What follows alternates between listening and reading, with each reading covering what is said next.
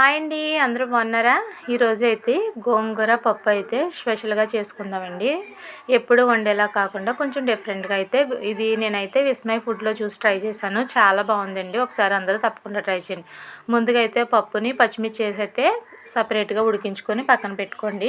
ఉడికించుకున్న తర్వాత ఇక్కడైతే మనం ఎందులో అయితే పప్పు చేసుకోవాలనుకుంటున్నామో ఆ పాత్ర అయితే పెట్టుకుని కొంచెం ఆయిల్ కొద్దిగా ఎక్కువ అయితే వేసుకొని వెల్లుల్లిపాయలు కూడా ఎక్కువ వేసుకుంటే ఈ పప్పుకు టేస్ట్ బాగుంటుందన్నమాట. ఇక్కడ చూపించినట్టుగా వెల్లుల్లిపాయలు, జీలకర్ర, ఆవాలు, అలాగే ఎండుమిర్చి, కరివేపాకు, పసుపు, ఇవన్నీ అయితే ఉల్లిపాయలు కూడా వేసుకోండి. ఇవన్నీ చక్కగా వేయించుకోవాలన్నమాట.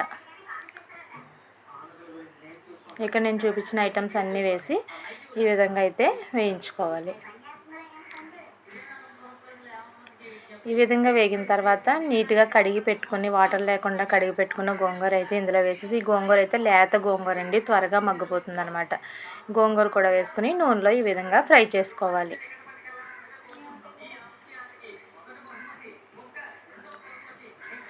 పప్పు అయితే చాలా టేస్ట్గా ఉంటుందండి.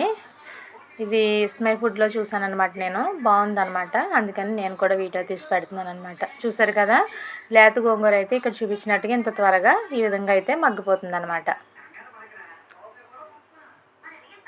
ఇలా మగ్గిపోయిన తర్వాత ఇందులో తగినంత ఉప్పు అలాగే కారం కూడా వేసుకోండి, మీ టేస్ట్కి తగినట్టు.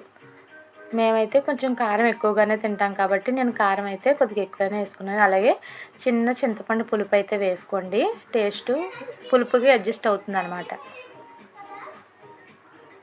చూసారు కదా గోంగూర ఎలా ఉడికిపోయిందో. ఇక్కడ నాకు టైం కూడా పెద్ద ఎక్కువ ఏం పట్టలేదు. ఈ విధంగా గోంగూర ఆయిల్ ఇలా పైకి తేలిన తర్వాత మనం ముందుగా పెట్టుకున్న పప్పు అయితే ఇందులో వేసుకుని మీరు కొంచెం వాటర్ అయితే యాడ్ చేసుకోండి. గట్టిగా తినేలా ఉంటే అలా ఉంచేసుకోండి, లేదు కొంచెం పలుచగా కావాలంటే కొద్దిగా వాటర్ వేసుకుని ఇక్కడ నేను చూపిస్తున్నట్టుగా ఒక 5 మినిట్స్ అయితే ఈ ఆయిల్లో మగ్గించుకుంటే పప్పు అయితే రెడీ అయిపోతుంది అనమాట. చూసారు కదా, చూడడానికే చాలా బాగుంది కదా. ఈ పప్పు అయితే చాలా టేస్టీగా ఉందండి. తప్పకుండా అందరూ ట్రై చేయండి.